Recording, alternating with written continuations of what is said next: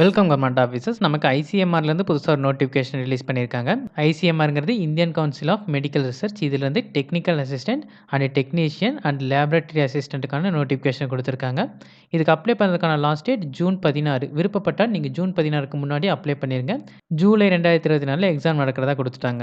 இந்த போஸ்ட்டுக்கு நீங்கள் ஒன்லி ஆன்லைனில் மட்டும்தான் அப்ளை பண்ண முடியும். www.nin.res.in இந்த வெப்சைட்டில் நீங்கள் போய் அப்ளை பண்ணுங்கள். இதுக்கான குவாலிஃபிகேஷன் அண்ட் போஸ்ட் டீட்டெயில்ஸ் எல்லாம் பார்க்கலாம். First post TA1 technical assistant. இது வந்து குரூப் பி போஸ்ட்டு. இதுக்கான மேக்ஸிமம் மெஜர்மெண்ட் 30. இதுக்கான பே லெவல் 6 கொடுக்குறாங்க. இதில் 3 வேக்கன்சி இருக்குது. இடபிள்யூஎஸ்க்கு 2 வேக்கன்சி, எஸ்சிக்கு 1 வேக்கன்சி. இதுக்கான குவாலிஃபிகேஷன் நீங்கள் ஃபஸ்ட் கிளாஸ் பேச்சுலர் டிகிரி முடிச்சிருக்கணும். அது எந்த ஃபீல்டுலன்னு பார்த்தீங்கன்னா நியூட்ரிஷன், ஃபுட் சயின்ஸ், டயட்டிக்ஸ் இதில் நீங்கள் முடிச்சிருக்கணும். அடுத்தது செகண்ட் போஸ்ட்டு. இதுவும் டெக்னிக்கல் அசிஸ்டன்ட் தான். TA2வில் கொடுத்துருக்காங்க. இதுவும் குரூப் பி போஸ்ட்டு. இதுக்கான மேக்ஸிமம் மெஜர்மெண்ட் 30. இதுக்கான பே லெவல் 6 கொடுத்துருக்காங்க. 3 போஸ்ட்டுக்கு ஓபிசிக்கு 1 வேக்கன்சி, இடபிள்யூஎஸ்க்கு 1 வேக்கன்சி, எஸ்சிக்கு 1 வேக்கன்சி. இதுக்கான குவாலிஃபிகேஷன் நீங்கள் 3 இயர் பேச்சுலர் டிகிரி இன் கெமிஸ்ட்ரியில் முடிச்சிருக்கணும், இல்லைனா பயோ கெமிஸ்ட்ரியில் முடிச்சிருக்கணும். அப்படி இல்லைனா நீங்கள் கெமிஸ்ட்ரியை பயோடெக்னாலஜி கூட சேர்த்து முடிச்சிருக்கலாம். அடுத்தது 3வது போஸ்ட்டு. இதுவும் டெக்னிக்கல் அசிஸ்டன்ட் தான். Group B post. Maximum measurement 30. இதுக்கான பே லெவல் 6. இதில் 2 போஸ்ட்டு. இது 2க்குமே ஓபிசி மட்டும்தான் அப்ளை பண்ண முடியும். இதுக்கான குவாலிஃபிகேஷன் நீங்கள் ஃபஸ்ட் கிளாஸ் பிஇ முடிச்சிக்கலாம், அப்படி இல்லைனா பிடெக் முடிச்சிக்கலாம். என்ன ஃபீல்டுலன்னு பார்த்தீங்கன்னா கம்ப்யூட்டர் சயின்ஸில் முடிச்சிருக்கணும். அப்படி இல்லைனா நீங்கள் பிஇ பிடெக் வந்து ஐடியில் முடிச்சிருக்கலாம். அடுத்தது 4வது போஸ்ட் டெக்னீஷியன் 1. இது வந்து குரூப் சி போஸ்ட்டு. இதுக்கான மேக்ஸிமம் மெஜர்மெண்ட் 28. இதுக்கு வந்து லெவல் 2 சேலரி கொடுக்குறாங்க. இதில் 2 வேக்கன்சி இருக்குது. இது அன்ரிசர்வ்டுங்கிறனால யார் வேணாலும் அப்ளை பண்ணலாம். இதுக்கான குவாலிஃபிகேஷன் 12th நீங்கள் கம்ப்ளீட் பண்ணியிருக்கணும். 12th கம்ப்ளீட் பண்ணதோட மட்டும் இல்லாமல் நீங்கள் 1 இயர் டிப்ளமோ கோர்ஸ் ஃபிசியோதெரப்பியில் படிச்சிருக்கணும். 12th வந்து நீங்கள் சயின்ஸ் சப்ஜெக்ட்டில் வந்து 55%க்கு மேலே மார்க் வச்சிருக்கணும். அடுத்த போஸ்ட் டெக்னீஷியன் 1 தான். அது டெக் 2வில் கொடுத்துருக்காங்க. இதுவும் group C post. Maximum measurement 28. பே லெவல் 2 தான் கொடுக்குறாங்க.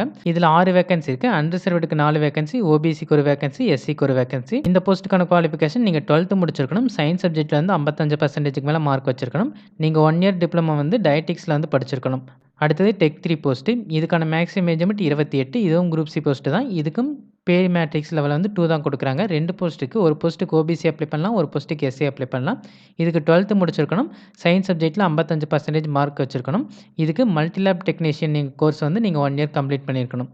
அடுத்தது டெக் 4. இதுவும் group C post. Maximum measurement 28. பே லெவல் 2 தான் கொடுக்குறாங்க. 2 வேக்கன்சி இருக்குது. இந்த 2 வேக்கன்சிக்குமே ஓபிசி மட்டும்தான் அப்ளை பண்ண முடியும். இதுக்கு குவாலிஃபிகேஷன் நீங்கள் 12th முடிச்சிருக்கணும். 55% சயின்ஸ் சப்ஜெக்ட்டில் மார்க் வச்சிருக்கணும்.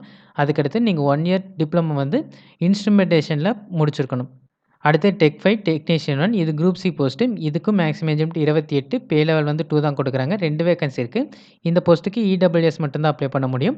இதுக்கான குவாலிஃபிகேஷன் 12th பாஸ் பண்ணியிருக்கணும். சயின்ஸ் சப்ஜெக்ட்டில் வந்து 55% மார்க் வச்சிருக்கணும். எலக்ட்ரிக்கலில் வந்து 1 இயர் டிப்ளமோ நீங்கள் முடிச்சிருக்கணும். அடுத்தது LA1 லேபரட்டரி அட்டெண்டன்ட். இது குரூப் சி போஸ்ட்டு. இந்த போஸ்ட்டுக்கான maximum measurement 25. Pay matrix level 1. இதில் 7 வேக்கன்சி இருக்குது. அன்ரிசர்வ்டுக்கு 2 வேக்கன்சி, இடபிள்யூஎஸ்க்கு 5 வேக்கன்சி. இந்த போஸ்ட்டுக்கு நீங்கள் 10th பாஸ் பண்ணியிருக்கணும். 10th பாஸ் பண்ணதோட மட்டும் இல்லாமல் 50% மார்க் நீங்கள் ஸ்கோர் பண்ணியிருக்கணும். லேபரட்டரியில் வந்து 1 இயர் எக்ஸ்பீரியன்ஸ்டாக இருக்கணும். நீங்கள் 10th விட ஹையர் குவாலிஃபிகேஷன், அதாவது டிகிரி எல்லாம் படிச்சிருந்தீங்கன்னா இந்த போஸ்ட்டுக்கு அப்ளை பண்ண முடியாது. அடுத்தது LA2 லேபரட்டரி அட்டெண்டன்ட் தான். இதுவும் group C post. Maximum measurement 25. இது பே லெவல் வந்து 1 கொடுக்குறாங்க. இதில் 15 வேக்கன்சி இருக்குது. யூஆர்க்கு 8 வேக்கன்சி, ஓபிசிக்கு 1 வேக்கன்சி, இடபிள்யூஎஸ்க்கு 5 வேக்கன்சி, எஸ்சிக்கு 1 வேக்கன்சி. இதுக்கான குவாலிஃபிகேஷன் 10th பாஸ் பண்ணியிருக்கணும். 50% மார்க் வச்சிருக்கணும். அடுத்தது அனிமல் ஃபெசிலிட்டியில் வந்து நீங்கள் எக்ஸ்பீரியன்ஸ்டாக இருக்கணும்.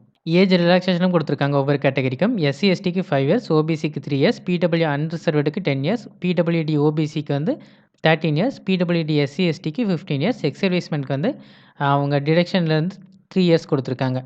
இந்த போஸ்ட்டுக்கான அப்ளிகேஷன் ஃபீஸ் பிடபிள்யூடி கேண்டிடேட்ஸ்க்கு எந்த ஃபீஸுமே இல்லை. SC ST ex servicemen women கேண்டிடேட்ஸ்க்கு 1000 ருபீஸ் ஃபீஸ் கொடுத்துருக்காங்க. அடுத்தது மற்ற எல்லா கேண்டிடேட்ஸ்க்குமே 1200 ஃபீஸ் கொடுத்துருக்காங்க. நீங்கள் ஐசிஎம்ஆர் கேண்டிடேட்டாக இருந்தீங்கன்னா உங்களுக்கும் ஃபீஸ் எதுவுமே இல்லை. ஸோ பிடபிள்யூடி கேண்டிடேட்ஸ்க்கும் அதில் ஆல்ரெடி ஒர்க் பண்ணிட்டு இருக்கிற கேண்டிடேட்ஸ்க்கும் ஃபீஸ் இல்லை. மற்றவங்களுக்கு எல்லாமே ஃபீஸ் இருக்குது. இந்த ஃபீஸ் வந்து நான் ரிஃபண்டபிள்னு கொடுத்துருக்காங்க. இந்த எக்ஸாம் வந்து அவங்க அட்மினிஸ்ட்ரேட்டிவ் ரீசனால் ஏதாவது கேன்சல் ஆச்சுன்னா உங்களுக்கு வந்து அந்த ஃபீஸை திருப்பி தர மாட்டாங்க. அவங்களே தான் வச்சுக்குவாங்க. கவர்மெண்ட் ஜாப் தேடிட்டு இருக்கவங்க எல்லாருக்கும் இந்த வீடியோ யூஸ்ஃபுல்லாக இருக்குன்னு நினைக்கிறேன். இந்த வீடியோ பிடிச்சிருந்துச்சுன்னா லைக் பண்ணுங்கள். கவர்மெண்ட் ஜாப் தேடிட்டு இருக்கவங்க ஃப்ரெண்ட்ஸ்க்கும் இந்த வீடியோ ஷேர் பண்ணுங்கள். இந்த நோட்டிஃபிகேஷன் ரிலேட்டடாக வேறு ஏதாவது டவுட் இருந்தால் கமெண்ட் செக்ஷனில் கேளுங்க. மறக்காமல் சப்ஸ்கிரைப் பண்ணுங்கள். தேங்க்யூ.